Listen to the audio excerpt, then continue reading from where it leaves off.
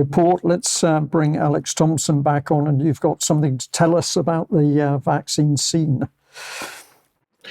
I don't wish to detract much from Diane's important final segment, so a brief mention of two instances where the local level of government is saying no to globalization in health and health scares and threats, respectively.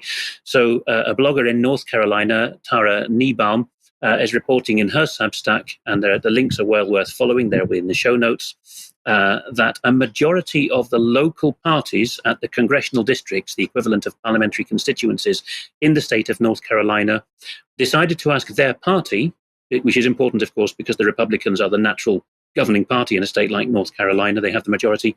So the battle is within that governing party. So a majority of the local parties said they wanted the Republican Party more widely at state level and ultimately nationally to prevent a recurrence of medical tyranny. And this is the meat of it that's been found. There has been a resolution. It's only been so far submitted by one county Republican Party, Scotland County, on the state line with South Carolina. But it says we reject yielding any authority to unaccountable and unelected agencies such as the World Health Organization as being a threat to state and national sovereignty and personal liberty. And the call to action in Tara Niebaum's post is well worth following to see what kind of tortuous route this is going to follow in America's 3 or 4 layers of political authorities. Just an illustration of not having to give up on corrupt governing parties. Even if you are, as the Republicans have said in North Carolina, the dissenting minority, make sure you get your minority report in, because it then has to be considered, and it will be embarrassing to reject it too obviously if it's democratic.